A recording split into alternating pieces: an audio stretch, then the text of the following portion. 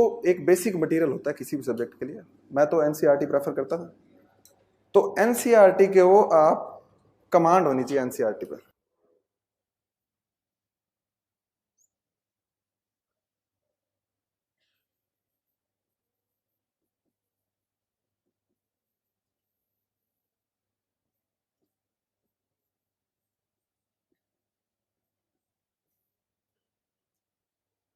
जितनी भी एनसीईआरटीज हैं उन पे कमांड का मतलब ये है कि आपको पता होना चाहिए नेक्स्ट पेज पे क्या आएगा, नेक्स्ट पैरा में क्या आएगा।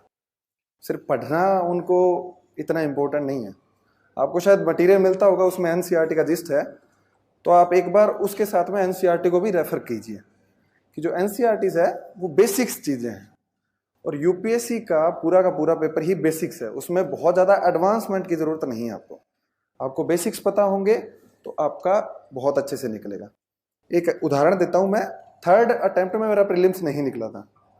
उसमें तो होता क्या है कि जब आप अनसक्सेस होते हो तो आपको कुछ दिन झटका लगता है, ये सब चीजें, तो उसको मैंने दिल पे ले लिया कि ऐसा कैसे हो सकता है कि प्रीलिम्स नहीं निकला। तो फिर उसके बाद में जो भी बेसिक मटेरियल था उसको मैंने इतनी बार रिवाइज किया, दोबारा से जॉब थी उसके साथ में टाइम निकाल के मैं रिवाइज करता था, इतनी बार रिवाइज किया कि उसके बाद में प्रीलिम्स में इस बार मतलब बहुत अच्छे मार्क्स है, 126 मार्क्स आए थे।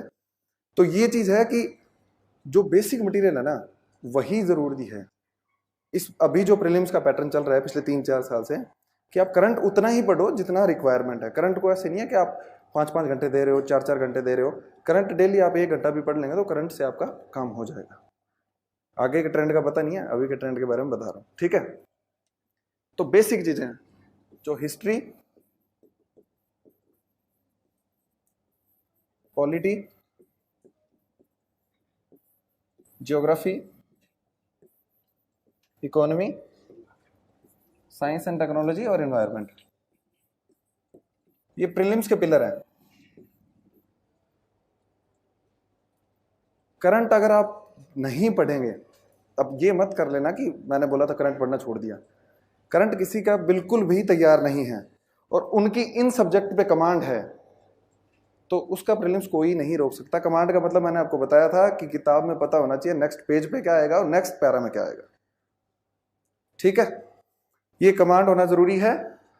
और ये टॉपिक है ना जो अब हिस्ट्री में कुछ लोग क्या करते हैं कि एंशिएंट मिडाइवल इंपॉर्टेंट नहीं है, वो छोड़ देते हैं, आर्ट एंड कल्चर छोड़ देते हैं। छोड़ना कुछ भी नहीं है, पूरी हिस्ट्री एंशिएंट मिडाइवल मॉडर्न, क्योंकि यूपीएससी का ट्रेंड है 1 साल मिडाइवल से बहुत सारे क्वेश्चन पूछेंगे, 1 साल एंशिएंट से बहुत सारे क्वेश्चन पूछेंगे और 1 साल मॉडर्न से बहुत सारे क्वेश्चन पूछेंगे।